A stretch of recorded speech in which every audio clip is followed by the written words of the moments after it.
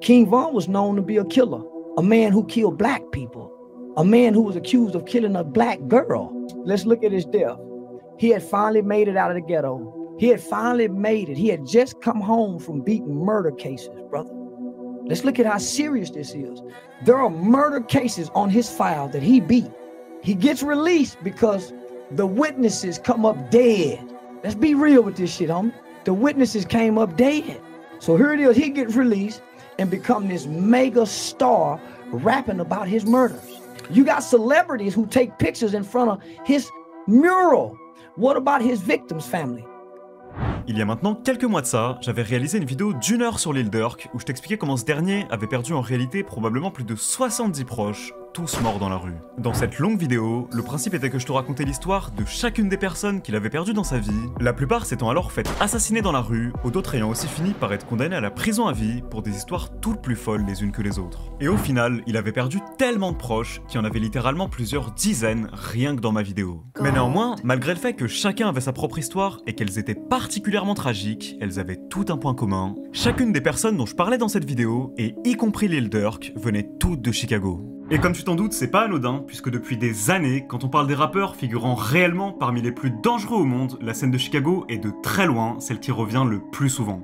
Tout d'abord, rendue populaire par Chief Keef, la scène drill de Chicago, qu'on appelle plus précisément Chiraq, due à la quantité colossale de meurtres qui ont lieu dans cette ville, a toujours été connue pour avoir la particularité de regrouper les rappeurs ayant grandi dans les quartiers les plus pauvres et les plus dangereux de tous les États-Unis. Et avec des rappeurs figurant aujourd'hui pour certains parmi les plus connus au monde et rappant tous d'une manière crue chacune des choses qu'ils avaient connues dans leur enfance, le monde découvrait alors à l'époque pour la première fois une ville où des rappeurs se vantaient de meurtres qu'ils avaient littéralement commis de leurs propres mains, comme si c'était banal, ainsi que des manques de respect sans aucune limite, en insultant notamment leurs ennemis morts de manière constante, ou encore toutes leurs expériences avec la police de cette ville, qui est parfois elle-même affiliée à des gangs et qui les tue littéralement en toute impunité dans la rue.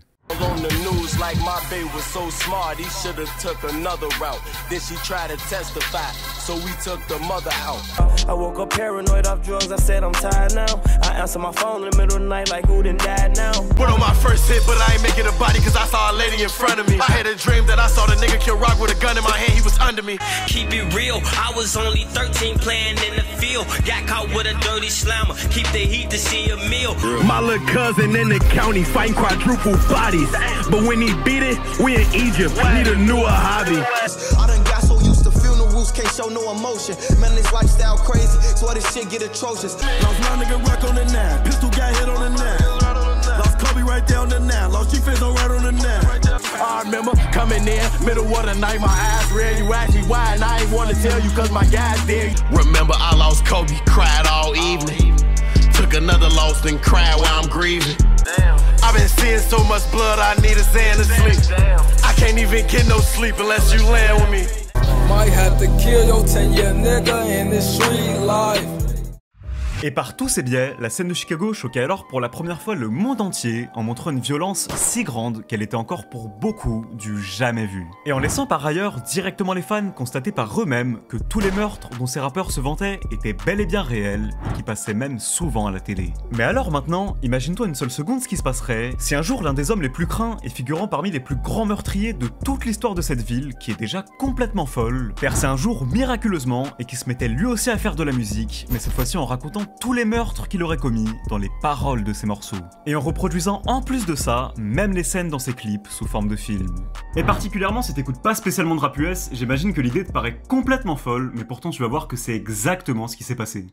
Car en effet, des années après que des rappeurs comme Chief Keef aient mis la lumière sur la violence si choquante à Chicago, l'un des tueurs les plus craints de toute l'histoire de son quartier s'est lui aussi mis à faire du rap alors qu'il venait à peine d'être libéré, après qu'il ait été innocenté d'un meurtre pour manque de preuves, malgré le fait qu'il l'avait bel et bien commis, et pour lequel il venait à peine de passer plus de 3 ans et demi en prison, et a eu l'idée de faire des morceaux où il se mettait à raconter comment il avait vécu des meurtres dont il était lui-même l'auteur à la première personne, et tout en faisant des centaines de millions de vues. Car en effet, s'il faut bien savoir une chose, c'est que King Von avait déjà la réputation d'être l'un des plus gros tueurs de Chicago avant même qu'il soit lancé dans le rap, et se vantait personnellement d'avoir tué lui-même de ses propres mains plus de 7 personnes. Et ce, dans des circonstances qui, tu vas le voir, sont particulièrement choquantes. Une chose qu'on pouvait notamment voir rien que dans ses anciens tweets, qu'on peut toujours retrouver sur son compte, et qui sont d'ailleurs tous plus surréalistes les uns que les autres, où il disait par exemple en public, à l'époque où il était encore inconnu, qu'il commençait sérieusement à se demander s'il était pas réellement fou, car il arrivait même plus à s'arrêter de commettre des meurtres tellement il adorait ça, ou même dans sa musique où il se vantait fièrement de tout le mal qu'il avait commis sans éprouver une once de remords. Oh boy, what the fuck I'm known for? Call the body, beat that body, catch some more. I've been drilling shit for a long time. I turned this shit into a hobby, nigga. He was trying to make it to the NBA, and I was trying to catch me a body, nigga. He was lacking all the traffic. Fuck it, I'm a clout. They asked me, don't know what happened. I don't know what happened. Leave his ass in the pool of his own damn blood. It's the type of shit that don't make the news. I ain't had no father, but that just made me go even harder. 2 dead in 1 day. Boy, I'm a heavyweight. Hit they block twice, a lot of booming, no jamming. His mama pop out like, oh goddamn, what happened? This the type of shit happened, the life of a savage. See, now you just chillin'. You just waiting on trial. Gain them out like going wild. You know you got a child. And his mama ain't shit, but I know you learned that bad now. Et toutefois, ça s'arrête pas là, puisqu'il faut savoir que jusqu'à aujourd'hui, même après sa mort, la police découvre encore des meurtres auxquels il était relié, tels que celui de FBJ Duck, qu'il aurait lui-même commandité en payant un homme plus de 100 000 $ pour l'avoir tué. Et où, le jour de son meurtre, en 2020, il avait d'ailleurs encore une fois lâché publiquement un tweet pour exprimer sa fierté de l'avoir fait mourir. Et tu vas voir à travers cette vidéo que ça allait tellement loin lorsqu'il était jeune, qu'on en est littéralement arrivé à un point où même ses propres amis le décrivent jusqu'à aujourd'hui comme un vrai démon, avec qui la plupart des membres de gang n'osaient même pas traîner. Bro, you big, bro, demons is real. You start doing all this shit in these streets, bro. Demons is real. Folks had demons in them. Von had real demons in them, bro. That's what I look at it as. He was a real demon. And, you know, couldn't get around folks unless you was doing that act, cause he was sliding. He was a slider, bro. Bro was crazy. Bro, nuts. What nigga you know gonna get on and still be robbed? And they doing interviews. He'll rob the interviewer after they done interviewing. Yeah, niggas don't know that, like when Dirk, when folks was first getting on, he's in Atlanta robbing everybody. Folks is like that, he couldn't stop it. Et je pense personnellement qu'au cours de sa vie, et particulièrement après que ce soit devenu une star, King Von a clairement démontré que c'était réellement quelqu'un qui tuait des gens car il aimait ça. Car en effet, tu vas voir dans cette vidéo que même après qu'il ait gagné des millions d'abonnés, King Von continuait littéralement à tweeter son constant désir de commettre de nouveaux meurtres en public, de manière régulière, et a également lâché un nombre incalculable de références à des personnes bien précises qui sont aujourd'hui mortes, mais que Von avait assassiné pour la plupart dans des circonstances si sombres, que ces histoires ont par la suite tellement choqué le monde que King Von en est devenu millionnaire par sa musique. Et d'ailleurs, quand j'aurai fini de te raconter tous les meurtres qu'il aurait supposément commis dans cette vidéo, il est probable que toi-même t'écoutes plus jamais de la même manière sa musique. Tant tout ce que je vais te raconter est alarmant. Car même s'ils n'ont jamais réussi à le condamner, tu verras néanmoins qu'officiellement la police était tout de même parvenue à inculper King Von dans plus de 4 meurtres. Dont 2 où il était fortement suspecté d'être le tueur, mais où la police n'a jamais eu assez de preuves pour le condamner, et un où il a finalement été reconnu non coupable, car le seul témoin qui était prêt à balancer King Von a mystérieusement disparu du jour au lendemain et n'a plus jamais redonné signe de vie. Une affaire dans laquelle Von avait d'ailleurs tué un innocent qui connaissait même pas à un anniversaire devant tout le monde, et ce jusqu'à rétraîner avec ses ennemis. Et dans tout ça, tu peux également compter celui dont je t'ai déjà parlé au début, où il aurait lui-même commandité le meurtre d'un des gangsters les plus influents de Chicago, du nom de FBJ Duck, mais où King Von n'a jamais pu être jugé, étant donné qu'il est mort seulement quelques mois avant que la police ait pu le mettre en prison à vie. Alors aujourd'hui dans cette vidéo, ensemble on va se repencher sur toute son histoire en partant de son enfance, puis je vais tenter de retracer toute sa vie dans l'objectif de répondre à la question suivante. Au final, King Von n'était-il pas le rappeur avec le passé le plus choquant de toute la décennie? Mais avant toute chose, hésite surtout pas à t'abonner et à lâcher ton meilleur like, et sur ce, c'est parti. Mais avant de commencer, je tiens à remercier Chain Nation qui sponsorise cette vidéo. Alors si tu les connais pas très concrètement, c'est la marque de bijouterie française numéro 1 sur le drip.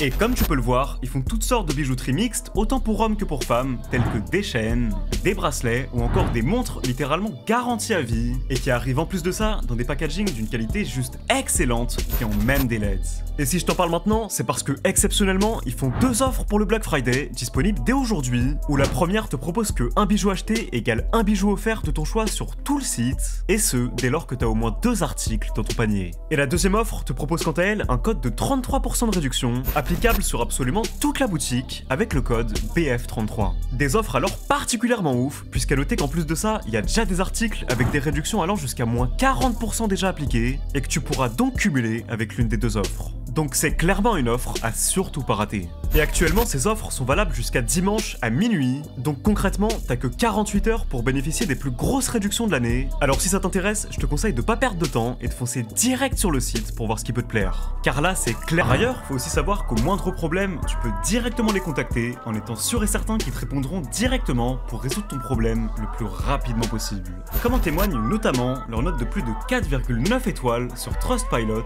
avec plus de 1000 avis, ce qui est juste énorme. Et je tiens en plus de ça, encore une fois, à rajouter que leurs pièces sont littéralement garanties à vie. En plus de ça, ils t'assurent une livraison gratuite en 2-3 jours dans toute la France. Et exceptionnellement, j'ai un code promo qui t'offre une réduction de moins 30% avec le code AFLEX30. Alors si tu veux te faire plaisir et aller y acheter quelques pièces qu'on peut notamment retrouver sur leur Insta, que je t'invite à aller check, le lien se trouvera directement dans la description, et sur ce, c'est parti. Au passage, avant de commencer la vidéo, je tiens juste à dire que j'ai créé un compte Instagram où je compte être hyper actif cette année. Donc si vous voulez me poser des questions ou quoi, surtout n'hésitez pas à me follow sur Insta, je répondrai à tous les DM et vraiment je serai très actif dessus. Et j'ai également une deuxième chaîne YouTube où je fais des vidéos IRL et où je parle un peu de tout ce qui se passe dans le rap toutes les semaines. Alors si ça t'intéresse, je te mettrai les liens juste en description et sur ce, c'est parti.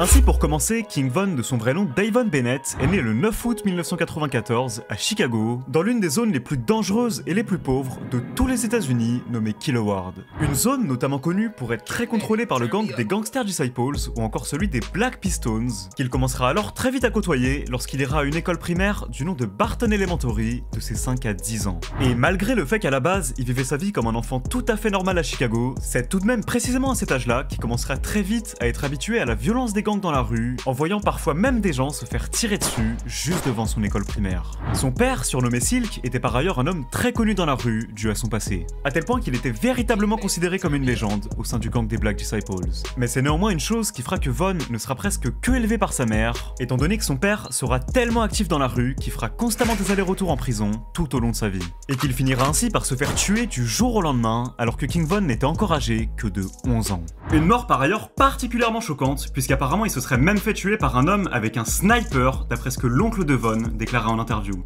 Rest in peace, Silk Walter Bennett, man. You know what I'm saying? That shit was crazy. Like, I'm with Big Bro every day. Motherfucker kill his daddy with a sniper rifle. This shit get deep though. You know what I'm saying? Yeah, a sniper. A nigga hit him with a sniper rifle. They at the fucking skate rink, but you know, that's another story.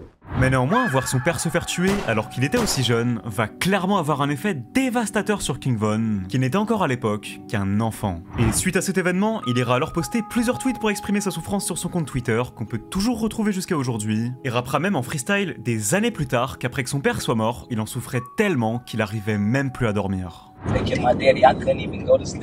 Et tout au long de son enfance, Von ira alors poster des tweets tous les ans, le jour de l'anniversaire de son père, pour lui rendre hommage. Mais néanmoins, suite à cet événement dramatique, de cette souffrance va vite découler une profonde haine, qui va faire que le jeune King Von va prendre une très mauvaise route, et qu'il poussera alors à commencer à être sérieusement impliqué dans la rue dès ses 12 ans. Et à tel point que Von était d'ailleurs lui-même allé jusqu'à déclarer dans sa toute première interview qu'il ramenait déjà des armes à l'école, alors qu'il était encore qu'en primaire.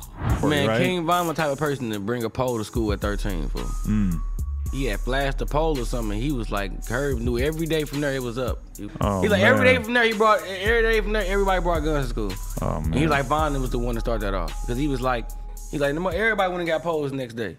Et dans un leak qui n'est jamais sorti du nom de Wait, Von déclarait d'ailleurs également qu'il avait commencé à être sérieusement impliqué dans des histoires de gang en 2006, lorsqu'il avait encore seulement 12 ans. Alors c'est vraiment pour te dire à quel point tout ça a vraiment commencé très tôt pour lui. Mais néanmoins, malgré le fait qu'au début, il était d'abord parti vivre à Killoward, aux environs 2008, King Von ira toutefois déménager dans un autre quartier du nom de Parkway Gardens, qui sera plus tard finalement connu par le grand public sous le nom de O-Block, en hommage à la mort d'un ancien ami de King Von nommé O.J. Perry. Une chose dont je te parlais d'ailleurs dans ma première vidéo sur King Von, et dont il parlait lui-même dans un des meilleurs morceaux qu'il ait selon moi jamais sorti.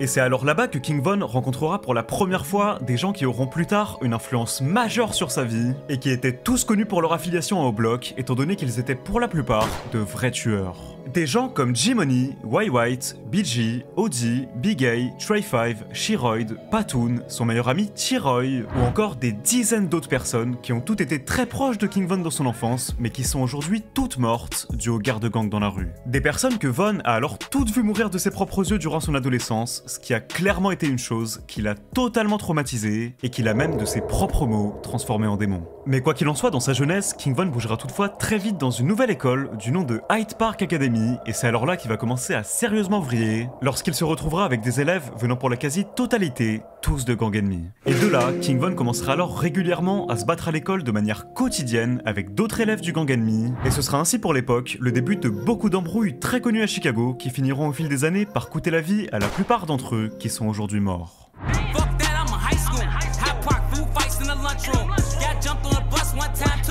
Mais ce sera surtout vers ses 16 ans que tout va commencer à augmenter d'un cran, puisque ce sera précisément durant ses années lycée que King Von va commencer à sérieusement s'impliquer pour son gang, allant d'ailleurs même à l'époque jusqu'à ramener des revolvers en classe. Une chose que G-Herbo ira d'ailleurs lui aussi confirmer dans un morceau en feat avec Von. Orientation, I was a freshman, Von up the chrome 357, right in school, I'm like fuck it, now I'm coming with my shit too. Et comme tu peux le voir, c'est vraiment à partir de là que King Von a commencé à réellement devenir incontrôlable en grandissant. À tel point que dans cette période, il ira même jusqu'à commettre une tentative de meurtre le jour même de la remise des diplômes de son école, en partant alors tirer sur un homme dans le costume même avec lequel il était allé à la cérémonie, et ce à peine quelques heures après qu'il ait publiquement lâché un tweet où il disait que ses ennemis feraient mieux de pas le provoquer car il serait quand même prêt à tous les tuer même s'il était en costume. Alors c'est vraiment pour te dire à quel point il avait aucune limite. Mais néanmoins, comme tu t'en doutes, cette folie mènera alors Von à passer énormément de temps en prison.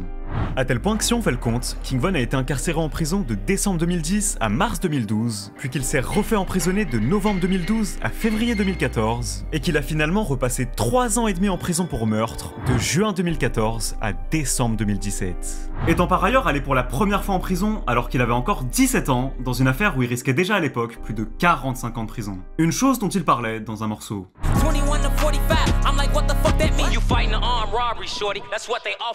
Puis suite à cet événement, King Von passera alors des années dans des camps militaires pour délinquants mineurs, où il sera éloigné de toute sa famille. Mais néanmoins, malgré ça, seulement quelques mois après qu'il se fera libérer, King Von finira alors par encore une fois être incarcéré, et restera cette fois-ci en prison pendant plus d'1 an et demi. Et durant cette période, son meilleur ami du nom de T-Roy ira par ailleurs régulièrement tweeter Free King Von, puis en mars 2012, il finira alors par être à nouveau libéré. Mais malheureusement, comme tu t'en doutes, malgré tout ça, après sa libération, King Von ne restera libre que pendant quelques mois, puisqu'il recommettra un crime et sera encore une fois à nouveau réincarcéré en prison. Mais néanmoins, même s'il avait déjà l'habitude de taper énormément d'allers-retours en prison, c'est néanmoins précisément durant cette période que King Von va connaître une véritable transformation.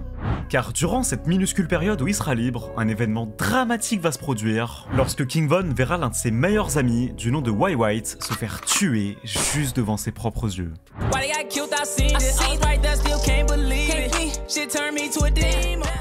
Et c'est précisément après ça que King Von va alors passer d'un simple adolescent qui avait connu une enfance difficile dans la rue à un véritable tueur, sans aucune pitié, considéré par beaucoup comme l'un des plus gros démons de toute l'histoire de Chicago.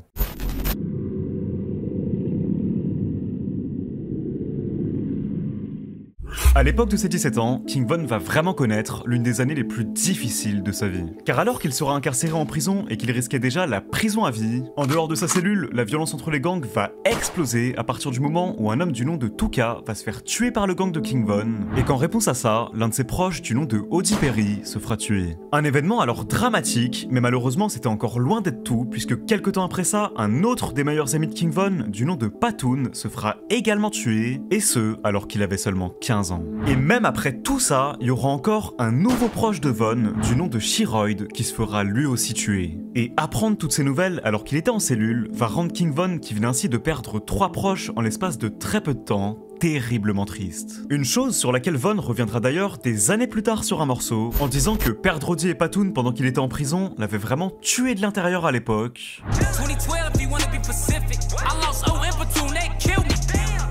Et qu'après ça, il s'était juré que dès qu'il serait libre, il irait tuer un maximum de ses ennemis pour les venger.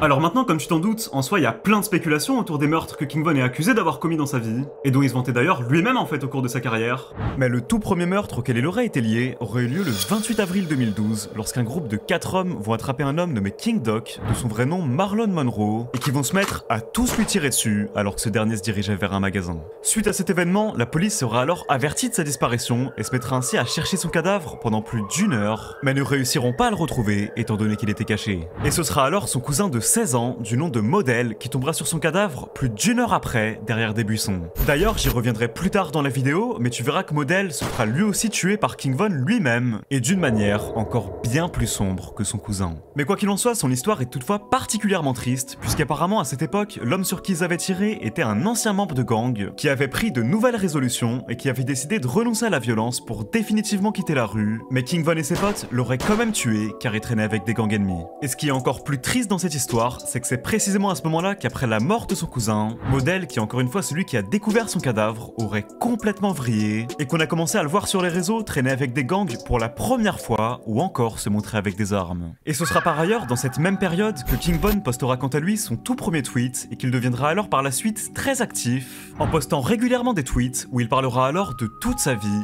incroyablement choquante. King Von ira par exemple souvent jusqu'à tweeter publiquement qu'il assassinait désormais des gens pour venger la mort de son ami Audie Perry, et parlera également de sa relation avec son meilleur ami T-Roy, en déclarant que commettre des meurtres était devenu quelque chose de tellement banal pour eux qu'il tuait littéralement des gens juste pour s'amuser. Et dans cette même période, il tweetera également qu'il en voulait à la police d'avoir tué l'un de ses amis du nom de Frico, et qu'il était désormais prêt à tirer même sur la police. Et dans une série de tweets, il déclarera également qu'il était constamment parano du nombre d'ennemis qu'il avait et qu'il rêverait de le tuer. Et même si pour le moment t'es sûrement en train de te dire que c'était de simples tweets, tu vas vite te rendre compte que tout ce que Von tweetait était à 100% réel, et qu'il y avait en réalité absolument aucune fiction. Car alors que le 7 août 2012, King Von lâchera un tweet où il dira qu'il sentait qu'il y avait une odeur de meurtre dans l'air et que ça sentait comme une morgue, dès le lendemain matin, le 8 août 2012, King Von et son meilleur ami T-Roy vont décider de sortir dehors en bande avec leurs potes, dans le seul but de trouver des ennemis sur qui tirer. Et ce jour-là, par pure coïncidence, un homme du nom de Dirty Rel, qui était en fait un homme qui avait décidé de déménager de Chicago dans l'espoir de bâtir une meilleure vie, mais qui était revenu exceptionnellement pour revoir ses proches l'espace de seulement quelques heures, va croiser leur route et sera alors retrouvé mort sur un trottoir après qu'ils aient tous ouvert le feu sur lui. Un événement alors encore une fois particulièrement dramatique, mais néanmoins suite à son meurtre, King Von devra cette fois-ci en payer vite les conséquences, puisque dans la même journée, alors que Von se promenait dehors avec l'un de ses meilleurs potes du nom de White, ce dernier prendra plusieurs balles et mourra juste devant les yeux de King Von. Un souvenir alors particulièrement horrible, puisqu'en plus de ça, ce jour-là était l'anniversaire de King Von, qui fêtait ses 18 ans. Alors c'est une chose qui l'a particulièrement marqué.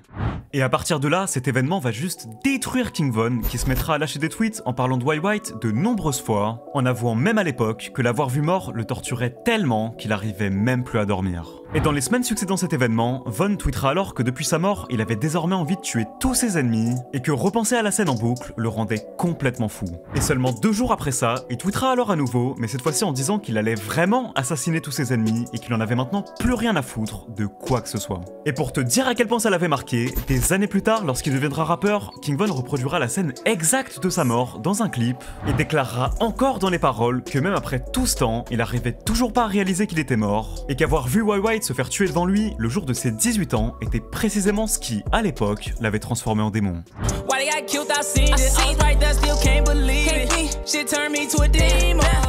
Et dans ce même morceau, King Von parlera également du fait que c'était précisément après sa mort que lui et son meilleur ami T-Roy s'étaient tous les deux rapprochés et qu'ils s'étaient alors mis à commettre des meurtres ensemble dans tout Chicago pour venger sa mort. Et c'est d'ailleurs également à partir de là que King Von aurait apparemment commencé à devenir hyper violent avec ses ennemis, en voyant notamment des membres du gang adverse comme Kiai se moquer de la mort de YY sur Twitter. D'ailleurs, Kiai, qui était en fait une femme dans un gang ennemi, sera elle aussi une personne que King Von finira par assassiner des années plus tard, mais si ça t'intéresse, j'ai déjà fait une vidéo entière où je te raconte toute cette histoire de A à Z, qui est d'ailleurs complètement folle. Même si, évidemment, j'y reviendrai aussi plus tard dans cette vidéo.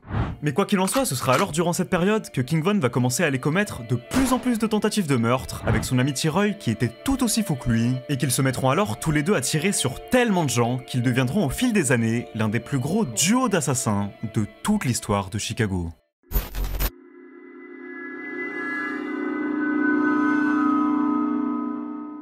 Durant l'année 2012, lorsqu'il sera libéré de prison, King Von va littéralement se retrouver en mission. Et son seul but sera d'assassiner un maximum de personnes pour venger ses proches.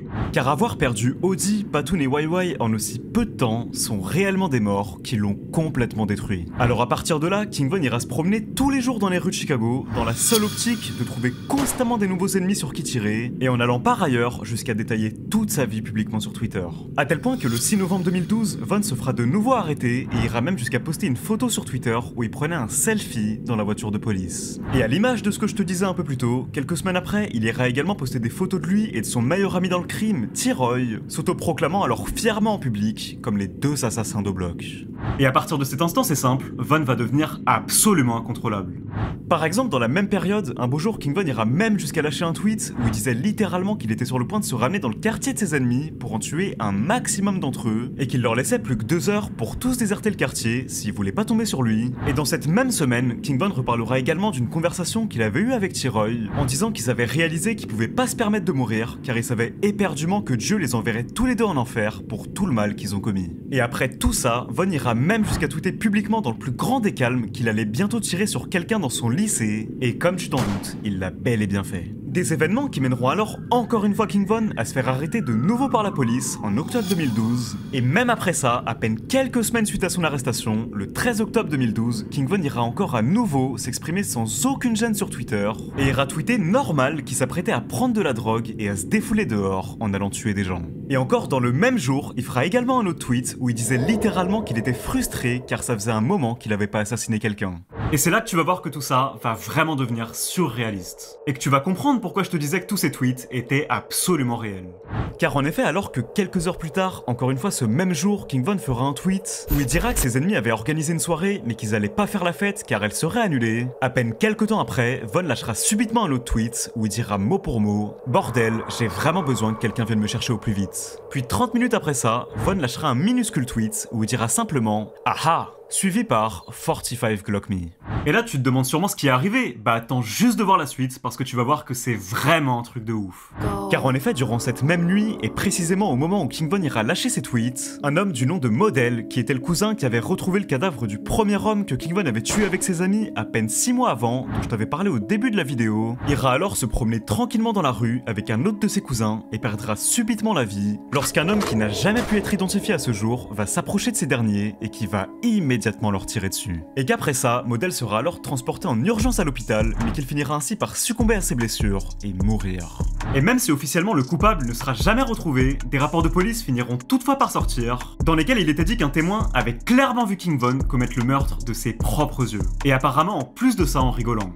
Et à peine 17 minutes après l'avoir littéralement tué, King Von lâchera normal un tweet comme si de rien n'était pour se moquer de lui, où il s'écrira « Qui est mort ?» en faisant semblant d'être paniqué à la place de ses ennemis. Et suite à tous ces tweets, une femme sur qui j'ai fait toute une vidéo du nom de Kiai et qui appartenait à un gang ennemi à celui de King Von, se fera arrêter par la police quelques temps après ça pour s'être ramenée à O-Block et avoir littéralement tiré au hasard sur toutes les personnes qu'elle a croisées dans le seul but d'assassiner n'importe qui venant de leur quartier pour venger la mort de Model.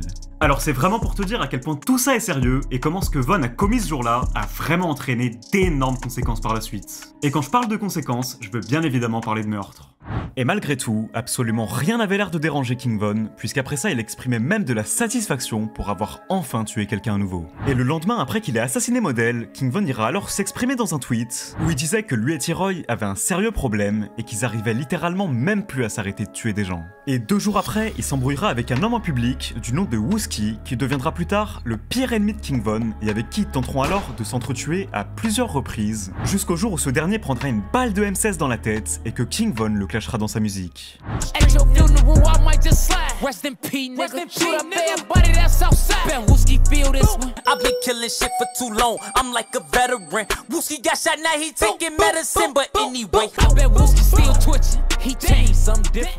Et après ça, King Von ira alors régulièrement provoquer les proches de Model sur Twitter en leur demandant ironiquement s'ils avaient réussi à trouver qui était la personne qui l'avait tué, ou encore en allant même jusqu'à tweeter qu'il repensait souvent à la manière dont il le fixait juste avant qu'il l'ait assassiné et que ça le faisait rire. Et c'est d'ailleurs précisément ce genre de choses qui me choque personnellement le plus avec King Von, et que ce gars était vraiment bien plus qu'un simple gangster qui tuait pour survivre, mais que c'était réellement quelqu'un qui tuait des gens car il aimait ça.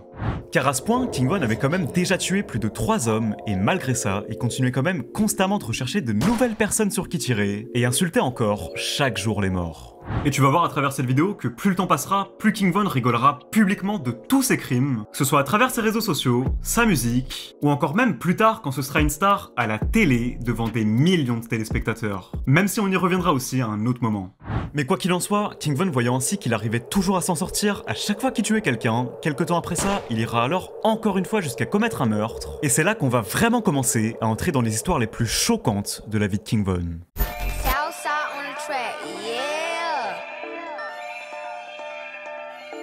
Durant fin 2012, Von commençait sérieusement à avoir un casier bien chargé et était en quête d'entretenir la réputation de l'un des plus gros tueurs de tout Chicago. On pouvait ainsi souvent voir King Von dans des voitures se filmant lui et son meilleur ami avec qui il commettait des meurtres, T-Roy ou encore bien d'autres, tout en faisant des signes de gang et en disant qu'il fumait tout cas. Yeah, bitch. Yeah, little bitch. What's up there? What's up? Oh, damn! You been doing this shit all day. Et durant tout ce temps, Von continuera de détailler toute sa vie sur les réseaux et sera très actif sur Twitter durant ce mois, qui s'avérera particulièrement violent. Et le 20 octobre 2012, il ira notamment jusqu'à tweeter qu'il s'apprêtait à sortir en voiture avec tous ses potes et qu'il allait tirer sur tous les inconnus qu'il croiserait, juste pour le plaisir.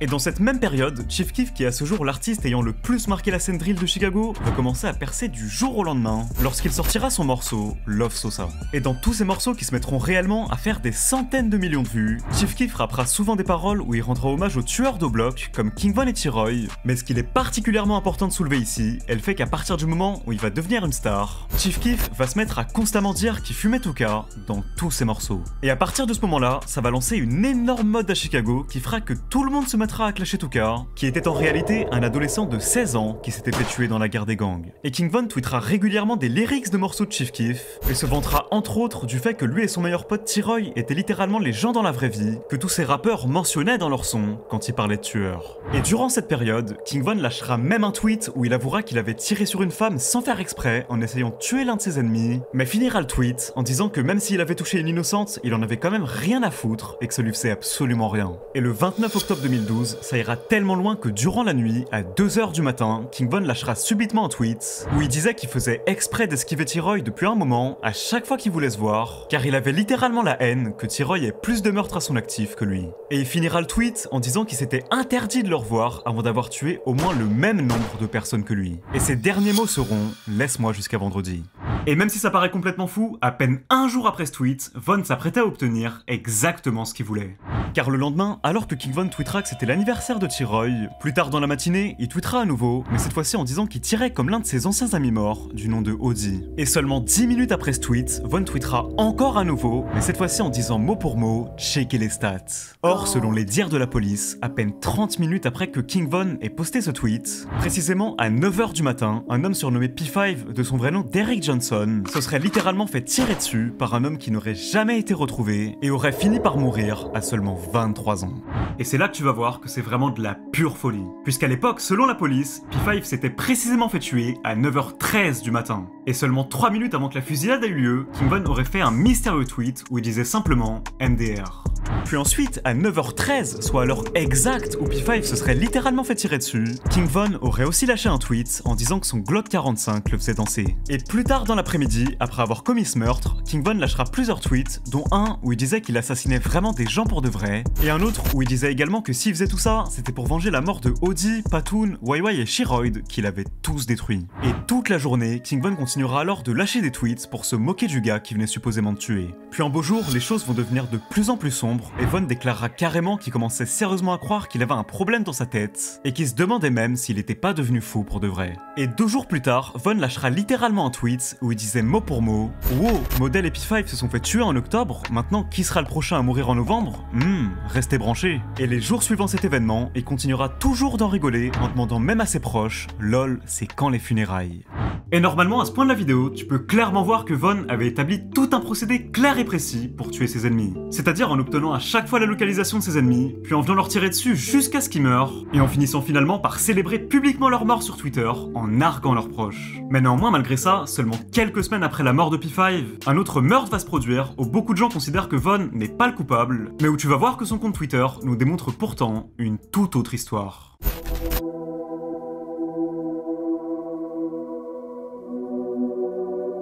À partir de novembre 2012, à peine un mois après avoir tué P5, King Von va se remettre à tweeter ses envies de meurtre, mais alors là ça va être un tout autre niveau.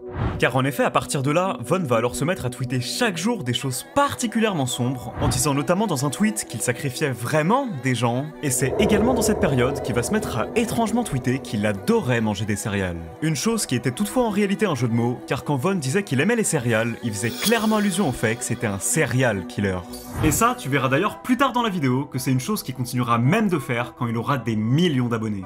Mais quoi qu'il en soit, de là, King Von tweetera alors régulièrement qu'il avait envie de mettre des balles dans la tête à tous ses ennemis et que pour lui c'était devenu un désir personnel. Et dans un autre tweet, il dira également qu'il avait peur de personne et qu'en réalité, il commettait des choses tellement folles que la plupart des gens n'oseraient même pas les imaginer dans leur tête. Il dira aussi dans un autre tweet que même s'il commettait des meurtres, il le faisait toujours intelligemment et qu'il comptait bien ne jamais laisser aucune trace, car finir sa vie en prison était la dernière chose qu'il voulait. Puis le 8 novembre 2012, tout va redevenir à nouveau très sombre lorsque King Von lâchera encore un tweet, mais cette fois-ci en disant qu'il s'apprêtait à sortir dehors pour aller tuer des gens avec T-Roy. Une chose que T-Roy confirmera alors sur son compte et en tweetant également ce même jour, #Bang. Et suite à tous ces tweets, c'est alors là qu'une chose absolument atroce va se produire.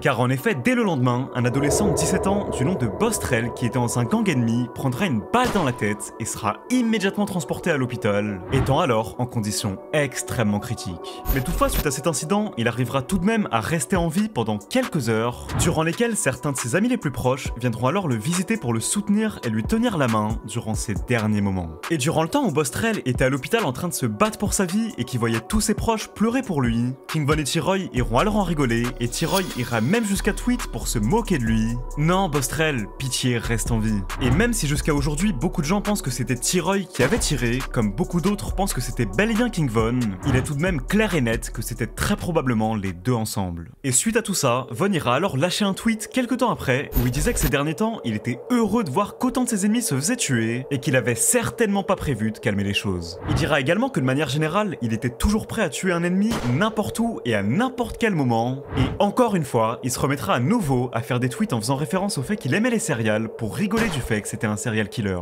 Puis, comme à son habitude, il se moquera également de ses ennemis en leur demandant s'ils pouvaient venir aux funérailles. À ce point, comme tu peux le voir, il en avait simplement plus rien à foutre de ce que les gens pouvaient penser de lui. Il est clair que toute sa vie était centrée sur le simple fait d'aller tuer ses ennemis et d'aller causer de la peine à un maximum de leurs proches en allant tout raconter sur Twitter.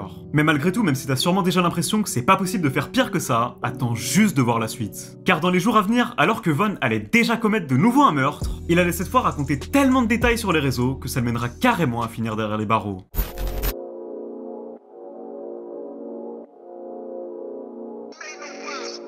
Après avoir supposément déjà commis tous ces meurtres, on pouvait logiquement s'attendre à ce que Von se calme et qu'il arrête de parler autant sur les réseaux, mais comme tu t'en doutes, c'est absolument pas ce qui va se passer. Car en effet, au lieu de ça, tu vas voir que Von va continuer de rigoler de tous les meurtres qui étaient sur le point d'arriver. Et tu vas même voir qu'au prochain meurtre dont je vais te parler, les tweets de King Von vont en arriver à un niveau frôlant tellement la folie que t'auras l'impression que c'était de la rigolade jusque-là. Car alors que durant cette période, en novembre 2012, un homme de 32 ans surnommé Lil James, de son vrai nom James Holzman, va se poser juste devant sa maison, il va subitement se faire tuer par 4 individus qui vont tous lui tirer dessus. Et seulement 30 minutes après qu'il soit fait tirer dessus, King Von lâchera alors un tweet où il disait « Mec, non, rien en fait », suivi d'un autre tweet où il semblait étrangement insulter quelqu'un de clown. Donc là, à ce moment-là, il était clair que King Von semblait clairement se moquer de quelqu'un. Mais on savait pas de qui, ni de pourquoi. Mais retiens bien ce détail car à ce moment-là, c'était encore un mystère. Mais c'est justement là que ça va devenir sombre, puisqu'ensuite, seulement 6 heures après sa mort, King Von lâchera à nouveau un tweet, mais cette fois-ci en déclarant qu'il tuait souvent des Gangster Disciples. Et ensuite, dans un autre tweet que King Von avait plus tard supprimé, mais que l'un de ses amis d'enfance avait retweeté seulement 21 minutes après, King Von disait littéralement mot pour mot « Je peux nommer 5 Gangster Disciples que j'ai assassinés de mes propres mains et 10 autres sur qui j'ai tiré ». Et comme tu t'en doutes, Lil James, qui venait à peine de se faire tuer, était bel et bien un gangster du Saipol. Et sans surprise, suite à tout ça, la police finira alors par l'arrêter à nouveau, seulement 3 jours après le meurtre de Lil James. Et de là, plusieurs mugshots de King Von feront alors leur apparition sur internet, et il restera plus d'1 année entière en prison. Et par ailleurs, durant tout ce temps, étant donné qu'il était en prison, ce sera alors sa sœur qui prendra son téléphone et qui se mettra à tweeter sur son compte. Et un jour, elle ira même lâcher un tweet normal où elle disait qu'elle venait de rendre visite à King Von, et qu'il lui avait raconté comment il avait hâte de sortir de prison pour recommencer direct à tuer des gens. Et oui, je sais que ça paraît complètement fou, mais c'est bel et bien toujours retrouvable jusqu'à aujourd'hui sur son compte Twitter. Et encore une fois, au bout d'1 an, King Von finira alors par être libéré de prison pour manque de preuves, et comme tu t'en doutes, dès qu'il sera de retour au bloc, il recommencera alors à refaire exactement tout ce qu'il faisait avant, c'est-à-dire tuer des gens, puis ensuite aller se moquer d'eux sur Twitter, sans aucune pitié.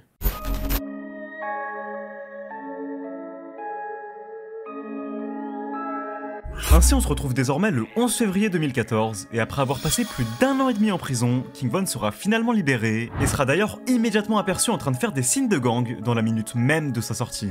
Et bien évidemment, comme tu t'en doutes, malgré tout ce qu'il venait de vivre, Von n'était clairement pas sur le point de se calmer. Et en fait, il allait même devenir encore pire.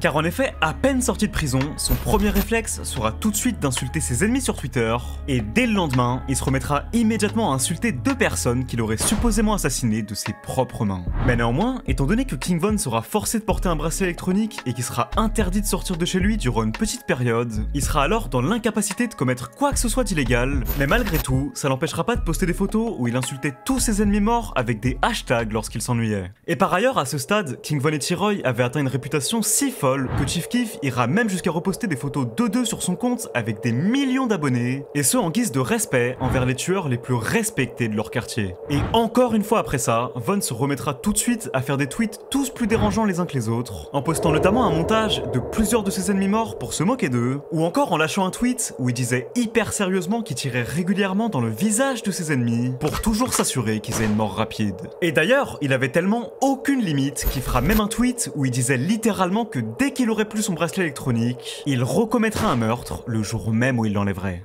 Et tu vas voir que c'est une chose qui va encore une fois bel et bien faire, mais cette fois-ci d'une manière particulièrement impitoyable. Car en effet, alors que l'un de ses ennemis du nom de Lil Mark va lâcher un morceau où il clashait une tonne de membres de bloc qui étaient décédés et qui figuraient parmi les meilleurs potes de King Von, après que ce morceau soit sorti, King Von va se mettre à tweeter de plus en plus souvent qu'il était dans le trafic et qu'il était prêt à tuer à n'importe quel moment. Puis le 28 mars 2014, c'est alors là que tout va redevenir très sombre, puisque King Von ira tweeter des emojis de coups de feu, précisément à 10 h du matin. Et seulement quelques heures plus tard, dans ce même jour, d'après les rapports de police, un minivan volé rempli de membres de gang à l'intérieur se serait arrêté à côté d'un arrêt de bus où se trouvait Lil Mark, et après l'avoir vu, l'un des hommes serait alors descendu du van et aurait immédiatement tiré sur Lil Mark, qui sera alors déclaré mort sur la scène à seulement 20 ans. Et lorsque la police retrouveront ce minivan quelques heures plus tard, ils le retrouveront alors en train de brûler dans un énorme feu que les coupables avaient fait pour effacer les traces. Et aujourd'hui, même s'il est souvent dit que le tireur était un homme du nom de D-Rose, il est quand même indéniable que King Von était bel et bien présent au moment du meurtre. Et d'ailleurs, quelques temps après ça, D-Rose postera même une vidéo où si on faisait attention, on pouvait entendre King Von dans le fond de la voiture, alors qu'il se rendait à nouveau sur la scène du crime.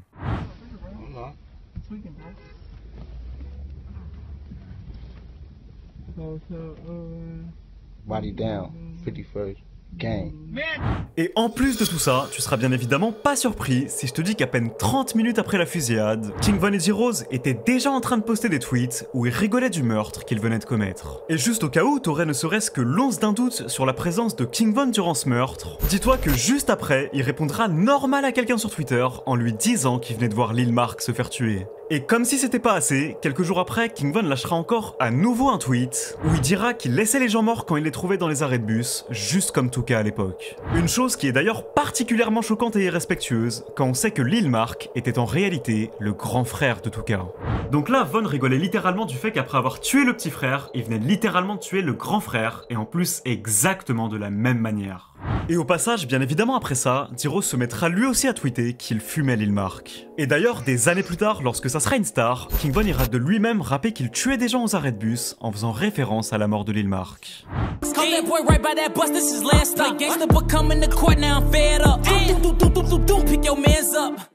Et après tout ça, King Von montrera alors régulièrement sur Twitter qu'il était particulièrement heureux d'avoir pu assister à sa mort, et dira même qu'il vivait pour ce genre de choses. Et c'est par ailleurs précisément à ce moment-là que Von va commencer à entrer dans une période particulièrement étrange, où en fait il va tout le temps se mettre à accompagner ses potes à chaque fois qu'ils allaient tirer sur des gens pour les voir commettre des meurtres juste devant ses yeux, et à les raconter juste après dans les détails comment il l'avait vécu sur Twitter, un peu comme si c'était un jeu pour lui. Mais néanmoins, même si c'était déjà choquant jusque-là, tu vas voir que c'était encore rien par rapport à ce qui se préparait. Car juste après ça, King Von allait finalement ôter la vie à une personne qui voulait attraper depuis des années, et cette fois-ci de l'une des manières les plus choquantes que j'ai personnellement jamais vues de toute ma vie. Car non seulement King Von allait encore une fois ressortir innocenté du meurtre, dû à un manque de preuves alors même qu'il l'avait bel et bien commis, mais il allait en plus de ça apparaître dans un documentaire à la télé des années plus tard, lorsqu'une émission réalisera un reportage sur la vie de la personne qui l'avait tué, et que King Von, qui était désormais une célébrité, se ramènera normal dedans devant des millions de téléspectateurs, et qu'il reparlera du meurtre sans même que les personnes tenant la chaîne ne se doutent une seule seconde que le tueur qu'il cherchait depuis toutes ces années se trouvait en réalité juste devant eux.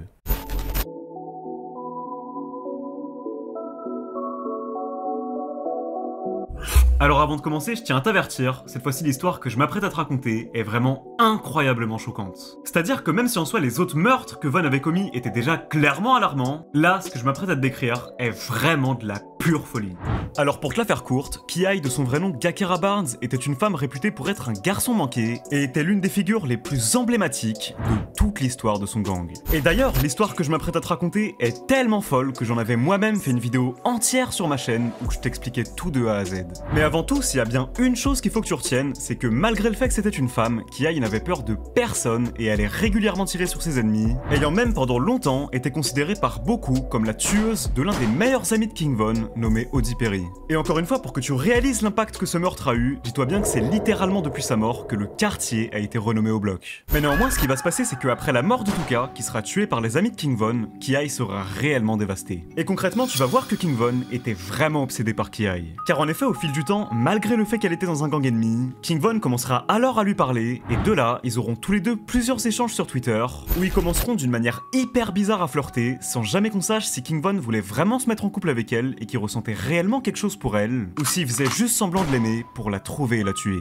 Et de là, ils parleront réellement des dizaines de fois sur Twitter, et s'appelleront alors même au téléphone le soir avant de dormir, comme s'ils étaient en couple. Mais maintenant, ce qui est justement complètement fou dans cette histoire, c'est que des années plus tard, un jour un utilisateur de 4chan ira hacker le compte Twitter de Ki-Ai, qui était alors depuis décédé, et ira poster des screens de tous ses DM où on pouvait voir que King Von lui disait en privé qu'il l'aimait réellement, et qu'il voulait vraiment la sortir de la rue et vivre une vie heureuse avec elle. Et lorsque King Von ira en prison pour meurtre, il demandera même à sa sœur de faire passer le message à Ki-Ai pour qu'elle vienne lui rendre visite en prison, tellement elle lui manquait. Et plus tard, quand King Von sera alors libéré de prison, le 11 février 2014, son premier réflexe sera là aussi tout de suite de faire un tweet où il disait à Ki-Ai qu'il voulait la voir. Et lorsqu'il lui reparlera à nouveau, il lui dira même qu'il était triste que Ki-Ai ne soit jamais venu lui rendre visite en prison et qu'il s'était senti vraiment seul. Or, la seule réponse de Ki-Ai face à ça sera qu'elle lui dira qu'elle en avait strictement rien à foutre, étant donné que c'était un ennemi, et elle se moquera même de King Von en lui demandant ce que ça lui avait fait d'apprendre que beaucoup de ses amis étaient morts pendant qu'il était en prison. Et de là, elle ira même jusqu'à insulter les potes morts de Von, en parlant notamment de Jimony qui s'était fait tuer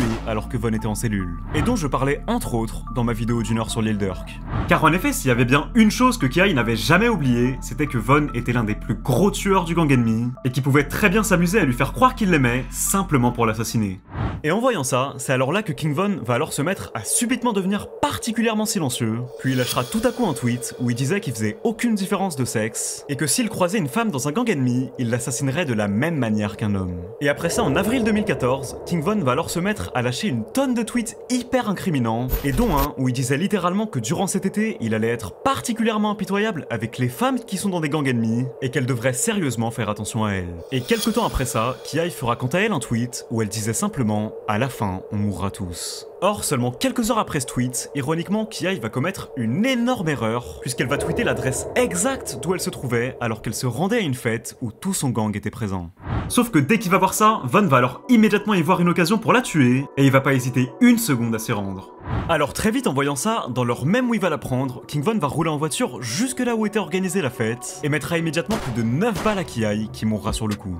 For Chantel Brown, the statistics are more than just numbers. Within 12 short hours across Chicago, 14 people were wounded. 2 people killed, one of them being Brown's oldest child. I'm just gonna miss her presence. She was a very, very beautiful, well-known, lovely girl. 17-year-old Jakira Barnes loved basketball, her friends, and being with family. I love her, and I'm gonna fight for her to have justice, because I don't think it's fair that we're losing our kids being gunned down every day in the streets. It's still under investigation what exactly happened Friday afternoon in the 6400 block of South Eberhart, but neighbors say Barnes and a friend were walking along the sidewalk when a gunman started firing. When the bullet hit, it was so powerful she fell on the step.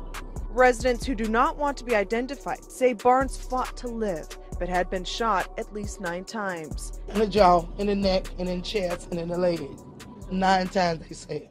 Et à peine 1 heure après l'avoir tué, King Von sera déjà en train de lâcher des tweets où il en rigolait. Et d'ailleurs, l'un de ses amis d'enfance déclarera même en interview des années plus tard que le jour où King Von venait de tuer Ki, il était tout de suite venu le voir pour lui raconter fièrement comment il l'avait assassiné. But he literally say just like this. I'm looking straight, he meant why I just run up on Ki, and he know why I just ran up on them and caught Ki. She was the last one running out of the gate. I was like, no way. Et seulement un jour après ça, King Von lâchera plusieurs tweets où il disait notamment que cette guerre des gangs lui faisait pas peur car il aimait cette vie et que tout ça était simplement un jeu à ses yeux. Il dira aussi qu'il avait perdu beaucoup d'amis et que pour cette raison, il se devait d'assassiner tous ses ennemis. Et King Von tweetera également que les gens n'imaginaient vraiment même pas une seule seconde toutes les choses horribles qu'il avait commises et qu'il serait choqué s'il connaissait toute sa vie. Puis bien évidemment, il fera même un tweet en mentionnant Ki où il disait qu'elle lui manquait avec un emoji mort de rire. Et d'ailleurs, à ce moment-là, King Von lâchera même un tweet où il se vantera d'avoir désormais assassiné plus de 6 personnes, et postera même son propre mugshot en disant que la police n'aurait jamais dû le libérer car il représentait une menace pour la société. Et encore après tout ça, Von continuera de tweeter en disant également que la seule personne avec qui il était en compétition dans la rue était son meilleur ami T-Roy, sous-entendant alors qu'ils étaient tous les deux les plus gros tueurs de tout leur quartier. Et il lâchera en plus de tout ça aussi un tweet où il disait que lorsqu'il se réveillait le matin, la seule chose à laquelle il pensait était immédiatement à commettre de nouveaux meurtres, et aussi à tous les gens qu'il avait tués. Et suite à ça, beaucoup de rappeurs de Chicago, tels que Lil Reese, féliciteront King Von sur Twitter pour avoir tué Ki. Puis pour conclure, Von fera alors un dernier tweet qui me choque d'ailleurs particulièrement, où il disait que pour les personnes comme lui, il n'y avait que 2 possibilités, soit celle de finir en prison, ou celle de finir en enfer pour l'éternité. Et même si King Von se fera arrêter par la police pour le meurtre de Ki, étant donné qu'il était évident qu'il l'avait tué, il sera néanmoins relâché et ressortira une nouvelle fois innocenté pour manque de preuves. Puis des années plus tard, quand King Von deviendra rappeur, il glissera alors énormément de références à sa mort dans ses morceaux, en disant notamment qu'il envoyait des jolies femmes à la morgue. Et dans un morceau qui n'est jamais sorti mais qui a quand même leak, King Von était carrément allé jusqu'à raconter la scène exacte où il l'a tué.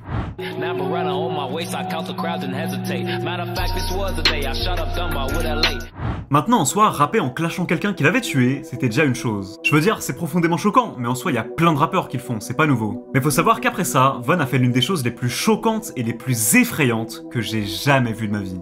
Car le 23 mai 2019, alors qu'une émission décidera de réaliser un documentaire sur toute la vie de Ki, étant donné qu'une fille dans un gang c'était pas banal, et bien dans ce documentaire, l'émission s'était dit que ça serait une bonne idée d'interviewer les proches qui avaient connu Ki à l'époque pour leur demander comment elle était. Et parmi toutes ces personnes qu'il avait connues, l'émission avait décidé d'inviter King Von pour qu'il leur parle de Ki, étant donné qu'à l'époque, il semblait avoir été amoureux d'elle, et qu'il s'était dit que ça serait impossible qu'il l'ait vraiment tuée. Et suite à ça, King Von, qui était désormais une star, a alors accepté de venir dans l'émission et s'est ramené dans le documentaire dans le plus grand des calmes, et a rigolé de la mort de Ki comme si de rien n'était devant des millions de téléspectateurs. Et tout ça alors qu'il était littéralement le tueur depuis tout ce temps.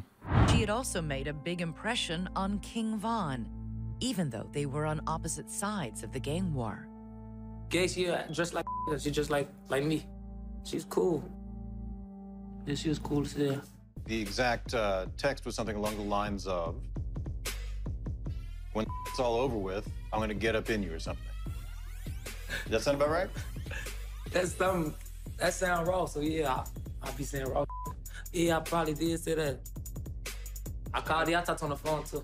She did get a couple of tweets from a guy named King Von, who's from the rival gang, reaching out to her and proposing she be his girlfriend. We've got them here. Yeah. Yeah, he really liked it, Jakira. And he was like, well, she too pretty for that, and tell her to stop gangbanging, you know. He liked her as a girlfriend? Yeah, he wanted to be her boyfriend. She just felt like he was trying to set her up and kill her. That's what she told me. She like, I think he's just trying to kill me. He don't like me. What's the light? Et ce sera finalement seulement quelques mois après la mort de King Von, alors que personne ne s'y attendait, que la police déclarera officiellement qu'ils avaient trouvé des preuves et que King Von était bel et bien le tueur de Ki plus de 8 ans après. Donc autrement dit, si King Von était encore en vie, il serait actuellement en prison, et ce jusqu'à la fin de sa vie. Mais néanmoins, Von ayant à l'époque été reconnu innocent, seulement un mois après avoir tué Ki, il commettra alors de nouveau un meurtre. Mais cette fois-ci, tu vas voir que c'est précisément ce qui va changer la vie de King Von à jamais.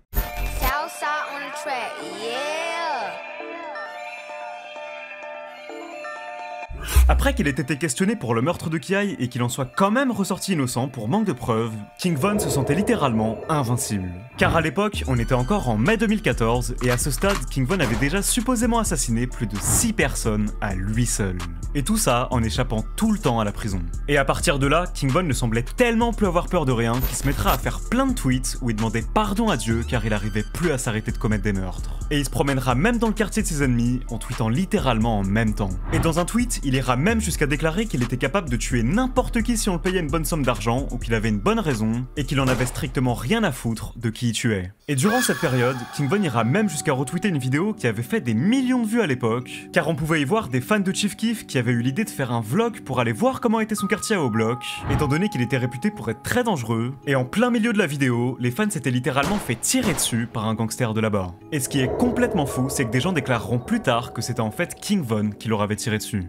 Je veux dire, imagine-toi juste la dinguerie que c'est. Tu vas tirer sur des gens que tu connais même pas, juste parce que tu les connais pas. Tu te rends compte que ces gens filmaient et tu te retrouves dans une vidéo qui figure sur l'une des plus grosses pages de rap de tous les temps. Et ton premier réflexe en voyant que ça a fait des millions de vues, c'est d'aller retweeter ça en rigolant. En ce qui me concerne, c'est vraiment de la pure folie. Et ce même jour, King Von tweetera que le jour d'avant, il avait tiré sur des gens durant toute la journée et que maintenant il était fatigué. Donc c'est vraiment pour te dire à quel point il avait aucune limite. Et 3 jours après, King Von lâchera également un tweet où il disait que son seul but dans la vie était de continuer à tuer tous ses ennemis et qu'il s'en faisait pas car il savait qu'il gagnait toujours. Et seulement 2 jours après ce tweet, King Von se retrouvera alors dans la plus grosse affaire de meurtre qu'il ait jamais vécue. Car alors que le 29 mai 2014, King Von se rendra à une soirée d'anniversaire, dès son arrivée, il va alors remarquer qu'il y avait 2 ennemis à lui présents dans la soirée. Et apparemment, quand elle aurait vu que Von était sous tension, la mère de la personne qui avait organisé la soirée aurait même explicitement demandé à Von de pas créer d'embrouille dans la maison et de juste rester calme. Une chose à laquelle Von lui répondra alors qu'il resterait calme et qu'il n'y avait pas de soucis avant de subitement quitter la soirée. Mais néanmoins, en réalité, après ça, dès qu'il va sortir de la maison, King Von va alors partir chercher un ami à lui du nom de Big Mike et appellera immédiatement l'un de ses potes qui était également présent à la soirée au téléphone en lui disant qu'il allait revenir et qu'il ferait mieux de mettre tous les enfants en sécurité. Et suite à ça, King Von et Big Mike vont alors débarquer dans la maison nulle part et ouvrir le feu sur 3 de leurs ennemis présents à la soirée. Et même s'ils essaieront de s'enfuir, Von va alors les pourchasser et continuer de tous leur tirer dessus, finissant alors par tuer un homme de 19 ans du nom de Malcolm Stocky qui sera plus tard prononcé mort. Et le pire dans tout ça, c'est qu'à la base Malcolm était même pas dans un gang ennemi. Mais au final, Von l'a quand même tué, alors qu'à la base c'était même pas son intention. Et lorsque Malcolm sera alors entre la vie et la mort et qui sera par terre dans la rue en train de se vider de son sang avec une balle dans la tête, seulement quelques heures après qu'il lui ait tiré dessus, King Von lâchera un étrange tweet où il dira qu'il avait un problème mais qu'il pouvait pas en parler à qui que ce soit. Et son cousin du nom de Bostop ira même jusqu'à lui aussi lâcher un tweet où il disait que King Von était le genre de gars qui faisait s'asseoir les gens avec son gun s'il se mettait à courir. Et après toute cette histoire, ça prendra alors environ 2 mois pour que la police le relie à ce meurtre et qu'elle arrive finalement à le mettre en prison. Mais néanmoins, durant tout ce temps où il sera quand même libre, King Von va vraiment se mettre à poster des trucs complètement fous sur Twitter. Et dès le lendemain de son meurtre, il ira lâcher un tweet où il disait qu'il était déjà à nouveau dehors avec son gun sur lui. Il tweetera également qu'il avait assassiné tellement de gens qu'il ressentait plus aucun sentiment, et se vantera aussi de commettre tout ça alors qu'il était encore en liberté surveillée, en finissant alors son tweet en disant mot pour mot « Maintenant, attendez juste de voir ce que je ferai quand je serai plus surveillé ». Et c'est d'ailleurs également dans cette période que King Von ira même jusqu'à tirer sur ses ennemis en costard, le jour même de la cérémonie de remise des diplômes de son école. Et tout ça alors que c'était sa copine qui conduisait à côté. Et ce qui est complètement fou, c'est que même après ça, King Von et sa copine iront finalement normal comme prévu au bal de promo, sans même se changer. Et tout ça, juste après avoir commis une tentative de meurtre. Une chose particulièrement folle quand on sait que seulement quelques heures avant, Von avait lâché un tweet où il disait que même s'il était en costard, il n'hésiterait pas à tirer sur ses ennemis s'il le cherchait. Mais néanmoins, suivant tout ça, plus de 2 mois après l'incident, King Von finira encore une nouvelle fois en prison, et alors qu'il était déjà incarcéré, c'est alors là qu'il sera inculpé du jour au lendemain dans le meurtre de Malcolm. Et de là, il restera alors en prison de 2014 jusqu'en 2017, soit pendant plus de 3 ans et demi, sans jamais savoir s'il ressortirait un jour.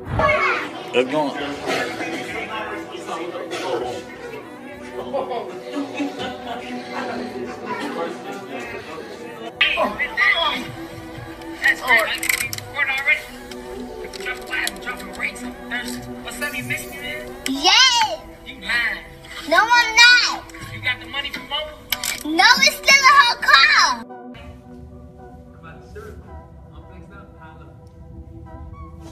You're ugly.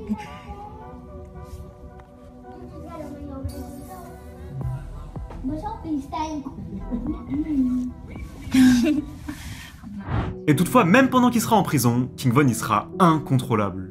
Et dans des tonnes de vidéos filmées par les caméras de surveillance de la prison, on pourra même y voir Von agresser régulièrement les autres détenus d'une manière incroyablement violente, et ce même quand les gardiens étaient autour. That's why I can say Von had over 20 fights in that bitch. He was Von didn't even treat jail like some shit, but he had to become a different nigga. Like how he talk about jail, he talk about that shit like it's a rite of passage. Like every nigga that was a street nigga like him, he was like jail was coming. That's why he was always in that bitch, because he never cared about jail. That's how he was able to be the type of nigga he was in the streets, because some of these savages, like, and you supposed to do shit with that in the back of your mind, like knowing like, man, this shit go south, motherfucker go to jail. Well, shorty sliding up on motherfucker like the police don't even exist. He just smoke you broad day. He'll smoke your ass in front of 50 motherfuckers, boy. On fuck them, he don't get no fuck. Shorty ass a do you.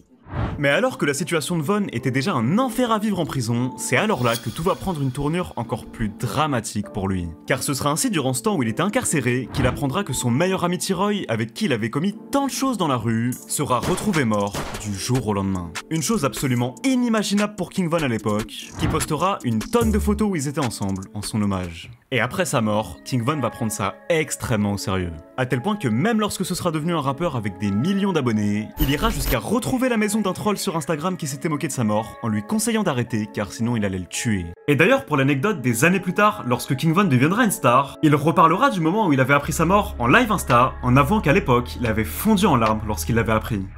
Yeah, R.I.P. T-Roy, man, that was my best friend. I got that nigga on my neck. So strong that shit, I got him gang banging on my neck. That's how we was gang banging up. Fuck up. I miss my dog before they killed my dog, I was locked up. Killed me, I broke down. I ain't cried so long. I call T-Roy every day. This my nigga, you know I'm in jail. I'm fighting the murder and shit. I call this nigga every day. Man, I'm gonna get you out, Von. I'm gonna get you out, man. Whatever I gotta do, I'm gonna get you out. I swear to God. You know, but we in the street, you know how that shit go. He tryna hustle, he tryna rob, all type. He doing whatever he can do. Yeah, I'm gonna get you a lawyer, bro. I got you, you know. Call it, man. Don't even worry about it, man. I mean, I'm gonna figure this shit out. Just be cool out there. Now we try to call T-Roy shit. He ain't answer. I call my mama back. Man, she crying and shit. I'm like, what the fuck? What you crying for? You good? She, ooh, they shot T-Roy. T-Roy got. Now what? Ooh, what? Now we calling around. What's going on? What's going on? He got hit once, some shit. Ooh. So when I hear he gets shot on, the fuck he don't want to talk me like don't be lacking, don't be, you know? Who got shot? Who? Nah, he a gangster. He got shot before. He a gangster. T-Roy, that's T-Roy. Oh, you know what I'm saying? They said the folks ain't make it on phone them out. I play it out, you know me. You know you gotta play it out. You in jail, so all type of goofy ass niggas around. You know these niggas thirsty, these niggas. All of your business on King David, I walk it off. Now they see me, I'm just walking around in circles on the deck, you know. And they put their arm around me. When I'm like, damn, you good, bro? You good? What's wrong with you, Von? Yeah, I'm good. Ooh, what's wrong? You just got a phone, man. I'm good, you know. They what happened? I mean, they just killed T-Roy. Ooh, he what? I'm T-Roy. They just killed T-Roy. Oh, I got to break it down on King David. That shit. Couldn't help it. They hugging me. These some real niggas. You see what I'm saying? We grown ass men. Folks grab me to hold me and shit. You get to there, you gonna be alright, shorty. You gonna be alright. Oh, hold on, boy. That's my best friend, boy. Somebody just killed my best friend while I'm in jail. I'm in that bitch finna go crazy. Oh, I'm in that bitch. Don't know what's going on. I'm in that bitch getting that. Who the fuck is y'all? I'm in that bitch mad on. Oh yeah, I'm in that bitch getting that. Nah, not my best friend. You know what I'm saying? We making this street shit look good. Man, this street shit all bad on King. I done lost everybody. I'm full now, you hear me? Everybody dying, everybody in jail, everybody dead. I'm paying for lawyers, funerals. Et après sa mort, King Von va prendre ça extrêmement au sérieux. À tel point que même lorsque ce sera devenu un rappeur avec des millions d'abonnés, il ira jusqu'à retrouver la maison d'un troll sur Instagram qui s'était moqué de sa mort en lui conseillant d'arrêter car sinon il allait le tuer. Fuck how you feel, you a shorty on, oh I'll kill you, yo as a little boy, I'll choke you out my motherfucking hands and beat the shit out you. Internet shit fool you, boy, I'll drop my motherfucking location on you, I'll pull up, I'll kill you for real, man. Et ce sera ainsi après tout ça, malgré le fait qu'il aura passé plus de 3 ans et demi en prison, que Von finira alors par être libéré et reconnu innocent au dernier moment pour manque de preuves. Et d'ailleurs, d'après les rapports de police, malgré le fait qu'il y avait énormément de personnes qui avaient vu King Von commettre ce meurtre à la soirée, absolument aucun témoin n'aurait osé le balancer dû à la peur des représailles. Et la seule personne qui était prête à témoigner contre lui se serait faite assassiner afin que Von n'aille pas en prison. Et ce sera alors après tout ça, et après avoir supposément tué plus de 7 personnes au total, que quand Von sortira miraculeusement de prison, ce sera cette fois-ci pour lui un nouveau départ. Car alors que jusqu'ici il avait jamais vraiment eu de but dans la vie, King Von va alors commencer à se remémorer toutes ces histoires complètement folles qu'il avait vécues et va avoir l'idée de se lancer dans le rap en faisant des morceaux où il raconterait tout en détail. Devenant alors un rappeur ayant une crédibilité si hors du commun dans la rue que sa musique ne pouvait tout simplement pas être ignorée. Et c'est alors là qu'à peine quelques mois après sa sortie de prison, des millions de gens vont réellement se mettre à écouter sa musique à travers toute la planète et qui vont alors découvrir ce qui semblait être le rappeur avec le passé le plus sombre dans la rue qui ait jamais existé.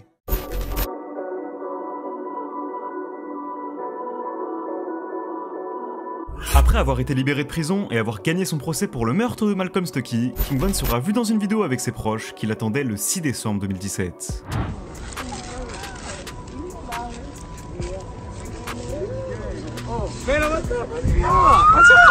What man, these last pins? Ah, bitch, right now, bitch, I got coming.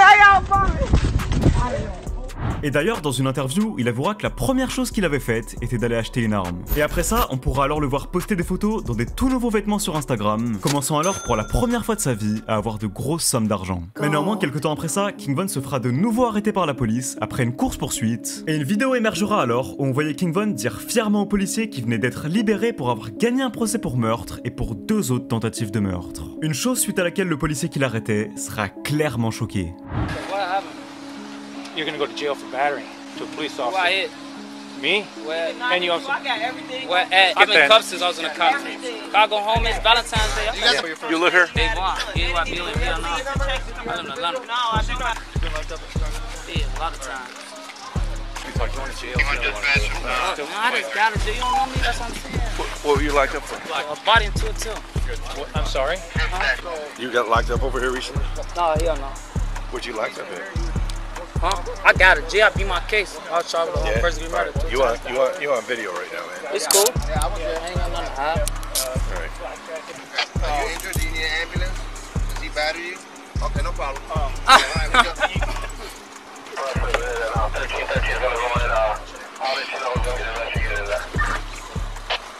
Et après cette arrestation, un mugshot de King Von commencera alors à circuler sur les réseaux. Et même s'il ressortira seulement quelques jours après, il recommencera néanmoins tout de suite à faire des lives au bloc en insultant tous ses ennemis morts. Mais néanmoins, durant un moment, King Von commencera alors à être aperçu de plus en plus souvent avec Lil Durk, qui voulait absolument tout faire pour lui faire quitter la rue et avoir une meilleure vie. Et ce sera alors en octobre 2018 que King Von lâchera son tout premier morceau, où il sera en feat avec un autre homme du nom de THF Baizou, réputé pour être un gros tueur à Chicago, et qui venait lui aussi, tout comme Von, de sortir de prison après avoir gagné un procès pour meurtre. Un morceau avec des paroles particulièrement choquantes, où le principe était que King Von et Baizou se vantaient tous les deux d'avoir tué des gens, mais de quand même être libres. Oh boy, what the fuck I'm known for? Call the body, beat that body, catch some more. Mais néanmoins, dans le mois suivant la sortie de ce morceau, Von sera de nouveau très actif dans la rue, et malgré le fait qu'il était littéralement en train de devenir une véritable star, il sera encore une nouvelle fois relié à un meurtre.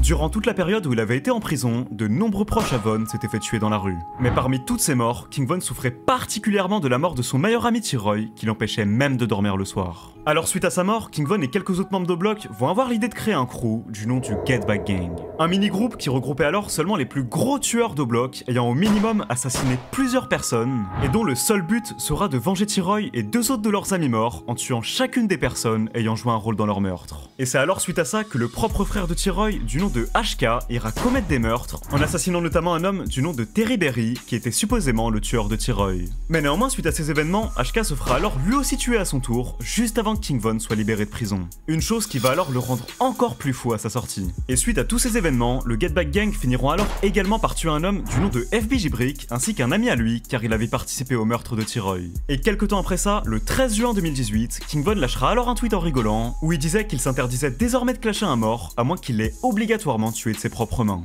Et là retiens bien ce que je viens de dire parce que tu vas voir que ce sera vraiment important pour la suite. Et seulement quelques jours après ce tweet, le Get Back Gang commettra alors de nouveau un double meurtre en tuant cette fois-ci un homme du nom de Can't Get Right ainsi qu'un innocent qui était sur les lieux. We are looking for the gunman who killed 2 men overnight. They were standing outside of a store in the city's Woodlawn neighborhood when someone started shooting. A 43-year-old man was shot in the chest. He died at the hospital. The other victim, a 22-year-old, also died. Police say the 22-year-old is a known gang member and was the intended target. Et ce même jour, juste après son meurtre, King Von ira faire un live sur Insta et insultera immédiatement ses ennemis morts alors qu'il venait à peine de se faire tuer le jour même. Et là, n'oublions pas que seulement quelques heures avant, King Von avait lâché un tweet où il disait qu'il s'interdisait de clasher un ennemi mort à moins que ce soit lui-même qui l'avait tué. Or, dedans, il disait littéralement le jour même qu'il fumait Can't Get Right. Et l'un de leurs ennemis ira même jusqu'à s'exprimer sur le meurtre de Can't Get Right en disant quant à lui que c'était clairement King Von qui avait payé des gens pour qu'ils se fassent tuer. Do you guys feel that it was somebody from the other side that may have did it, or you think it was like a random act of violence in the city of Chicago? We know who the fuck did it, man. All these niggas in the city did it, man. Okay. The niggas that hate us. King Von, we gonna say his name, King Von. Et suite à ça, King Von ne s'en cachera même pas un peu, et dans un morceau, il ira même jusqu'à dire ouvertement qu'il avait des tireurs qui commettaient des meurtres pour lui. Puis des années plus tard, il fera alors un freestyle où il reparlera en détail de cet événement. Hesitate now, I don't think twice. And I show up, no invite. He tried to run, but it ain't in right. They call it, they can't get right. Mais néanmoins, comme tu t'en doutes, tout ça va de plus en plus attirer l'attention de la police, qui iront même jusqu'à procéder à un raid dans tout au bloc. Une chose durant laquelle King Von fera alors un live Insta. Et durant tout ce temps, alors que King Von est en train de devenir un rappeur de plus en plus connu, il continuera néanmoins de commanditer énormément de fusillades et d'insulter tous ses ennemis morts en live. Et c'est alors là qu'il va se mettre de plus en plus à lâcher des paroles toutes plus choquantes les unes que les autres, en faisant constamment référence au meurtre qu'il avait supposément commis dans ses morceaux. Et dans cette période, King Von va vraiment choquer le monde entier. He got killed at 25. This me, that's suicide. He trapped Von and he ain't die. Nigga, you a lie. I stood over him and then I sparked his ass. Made a red, take the brown, bust his ass. What's up now? He ain't had no father, but that just made me go even harder. 2 dead in 1 day. Boy, I'm a heavyweight. Funeral, pull up with flowers and gas. His cousin and uncle got hit in the back. If we say it's what, then it's that. And my homie think I killed his cousin, well, oh well.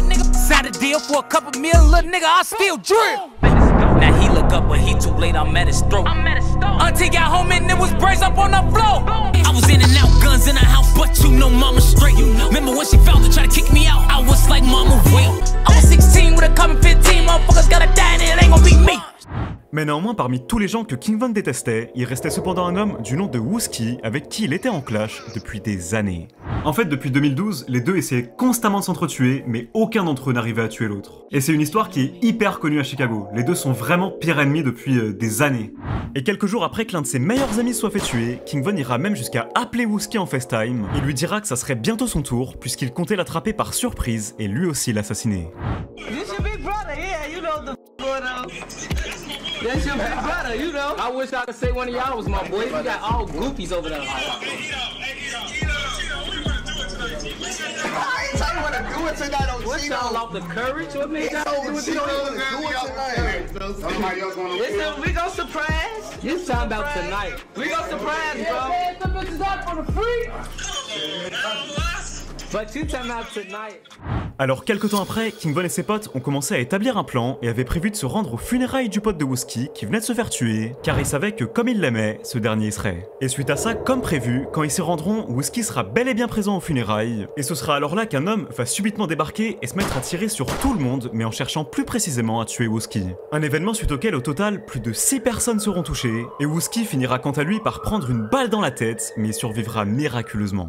Et seulement quelques jours après la fusillade, King Von ira lâcher un tweet où il disait qu'il avait gagné et que le jeu était désormais fini. Et dans sa musique, King Von refera référence à ce jour, en allant même jusqu'à littéralement redécrire la scène, en disant qu'il s'était lui-même ramené à ses funérailles en tirant sur tout le monde qui était présent, et que depuis qu'il lui avait mis une balle dans la tête, Wooski avait arrêté de le chercher.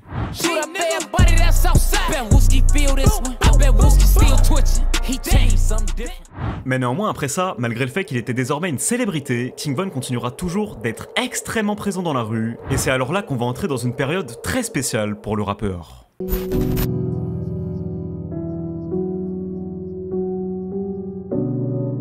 Le mois après qu'il ait tiré sur Wooski, King Von va vraiment commencer à énormément souffrir de son passé. Car après avoir commis tant de choses dans la rue, il lui était désormais impossible d'avoir une vie normale. Von dira par exemple qu'il faisait beaucoup de cauchemars durant cette période, et il tweetera également qu'il prenait de plus en plus de drogue. Mais néanmoins, dans ce même temps, on pourra alors souvent voir King Von en live avec Lil Durk, en train de se vanter de tout l'argent qu'il était en train de faire. Oh, what's that? I got a drop on the flex. He from Tennessee. What that is, confetti in your hand? Playing, boy.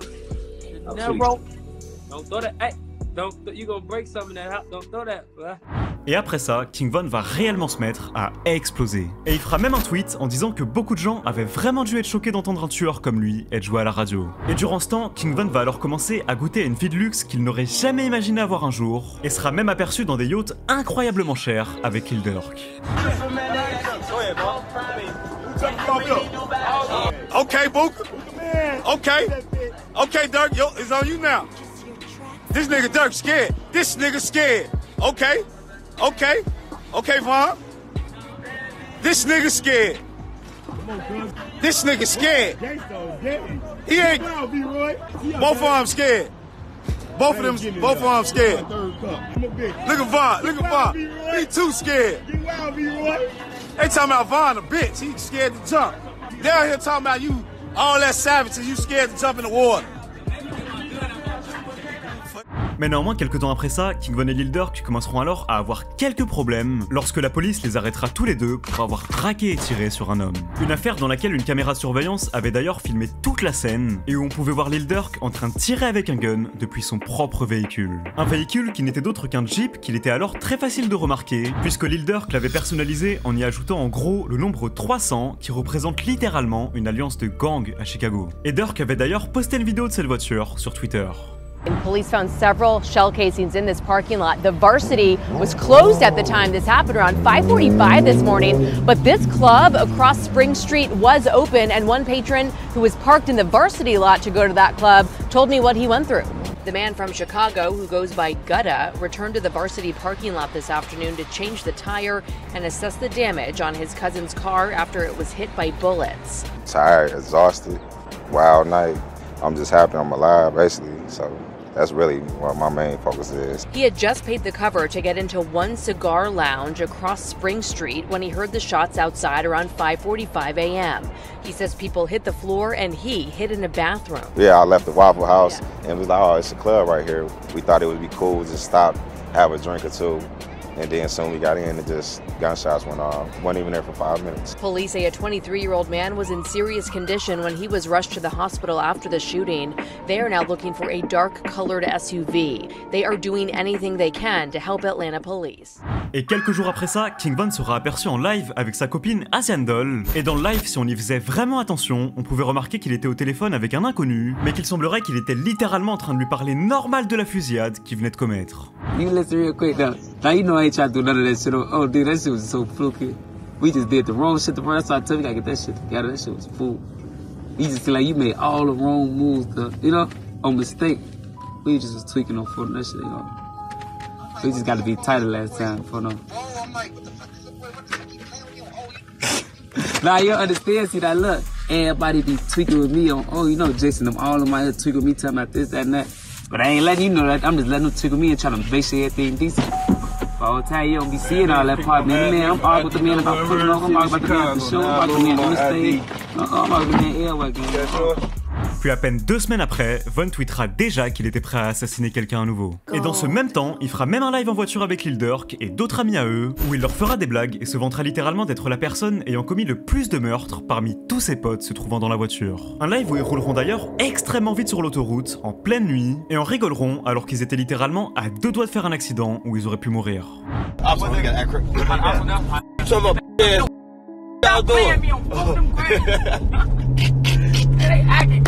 Stop playing. They back on? Oh, yeah. Are they right? Yep. Fuck y'all talking about hoe ass niggas. Fuck that bitch ass niggas. Fuck going on, bitch ass King Dave. And I got more white than but cut this low shit back up, man. You get indicted in this bitch. It's late. It's over? Look. Fuck. I don't here go crazy. And this whole King. Hold on.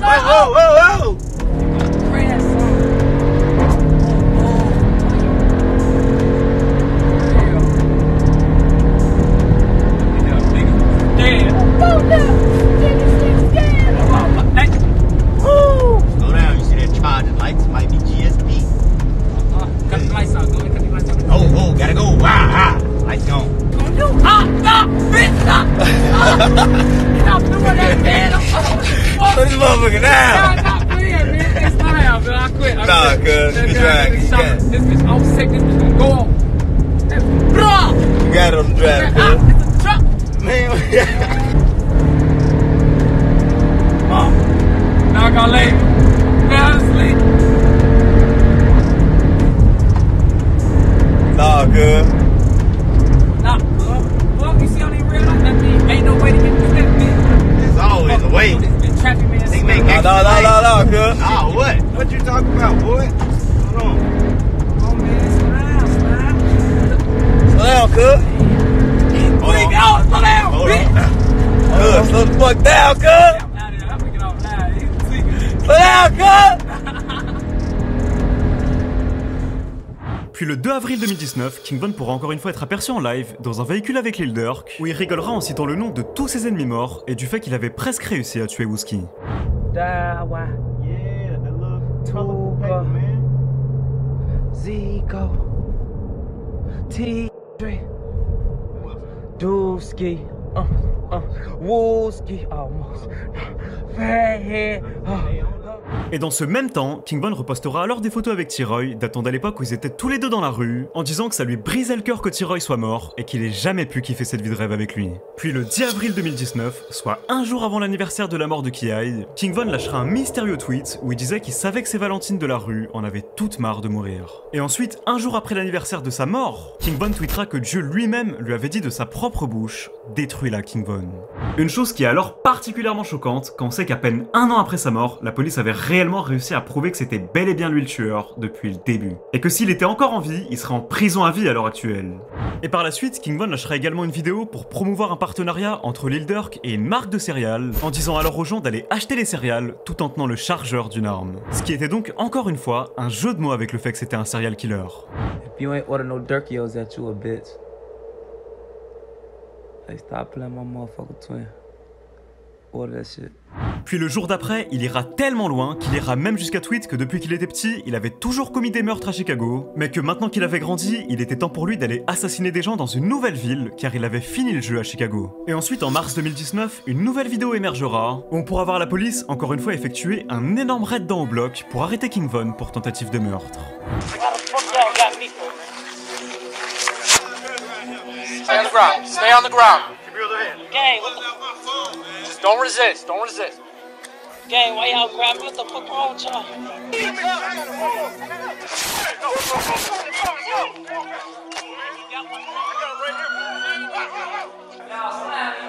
Stop it. Money. Fuck my back up, gang. Stop it. That shit hurted, boy. What the hell? I ain't used to being tackle no more. You said no more? Yeah, what the fuck? I'm tweaking. I'm grown as hell. Why you canceled the show today, dog? Y'all canceled it. We did? Yeah, grab my money. I just gotta let you know before everybody can. Let's go. Yeah,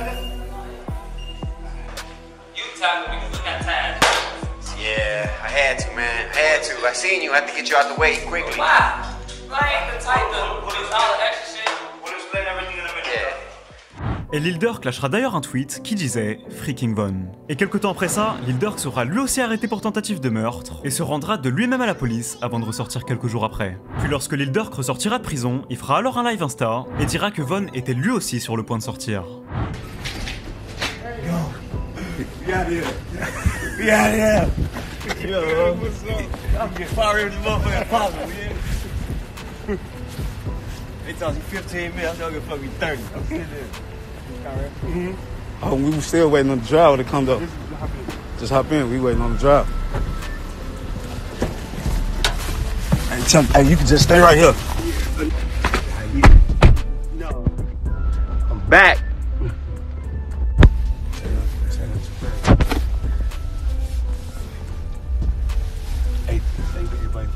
Yeah, definitely appreciate everybody for rocking out with us, supporting us, believing us, you know. I've been here so long, this Instagram feel fake. Vaughn will be home tomorrow. Et de là, King Von deviendra tellement connu qu'il y aura même LeBron James qui deviendra un gros fan de sa musique. Et durant ce temps, King Von sera d'ailleurs tellement à l'aise avec l'idée que les gens sachent que c'était un meurtrier, qu'il ira même jusqu'à faire un live où il demandait littéralement aux gens de deviner le nombre de personnes qu'il avait tuées. Et ce, comme si c'était un jeu. And I got a lot of Tell them I got a lot, BJ. They know. Y'all know what I'm talking. No doubt. Just free, how many y'all think? That these top players. Nah, he can't. What y'all think? Or y'all think his ass all cap? More than 5. Well, y'all think his ass all cap? More than 5? Oh, more than 5. Ah, shut up! Motherfucker saying numbers and shit.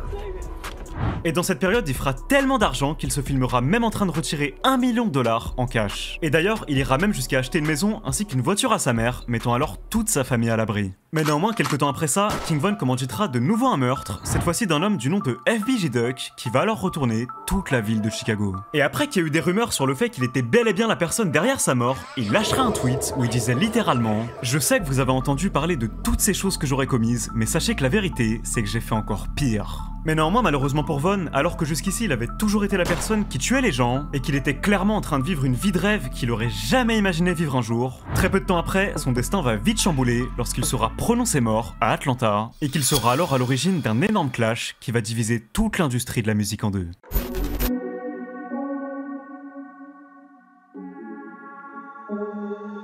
Ainsi sur le temps, King Von va commencer à avoir des tensions de plus en plus sérieuses avec NBA Youngboy, et cela va vite dégénérer dû au fait qu'il y avait des rumeurs supposant que ce dernier aurait couché avec la copine de King Von, qui n'était d'autre que Asian Doll. Et après ça, plus le temps passera, plus King Von et Youngboy se clasheront dans des morceaux, jusqu'au jour où Von se retrouvera dans une soirée à Atlanta.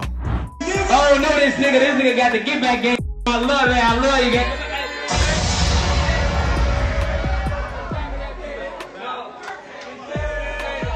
And you know, it's all love in this bitch. We gonna tee up shit out. I done dropped that on that welcome to roadblock. That bitch going crazy. I don't wanna thank nobody. You know what the fuck going on. Car alors que King Von était en train de performer sur scène dans un club de nuit à Atlanta, tout va subitement devenir extrêmement sérieux lorsqu'il lâchera subitement un tweet en disant qu'il était sur le point d'attraper quelqu'un et qu'il voyait tous ses ennemis comme des proies. Et pendant que King Von était en train de performer sur scène, au même moment, Quando Rondo, qui est un rappeur très proche de NBA Youngboy, était quant à lui juste à côté en train de tourner un clip avec ses potes pour son morceau The Drop. Et de là, dès qu'ils se croiseront, King Von ira alors directement frapper Quando Rondo sans même se poser de questions, et étant donné qu'il gagnait la bagarre, pour le défendre, l'un des potes de Quando, du nom de l'Ultime, va alors sortir son arme et ouvrir le feu sur King Von à bout portant. De là, King Von sera ainsi amené à l'hôpital, puis sera néanmoins plus tard prononcé mort, mettant alors fin à l'une des vies les plus folles qui nous ait jamais été donné de voir de toute l'histoire du rap. Quoi qu'il en soit, du coup, c'est la fin de cette vidéo qui m'aura encore une fois prise énormément de temps, donc j'espère sincèrement que vous l'aurez kiffé.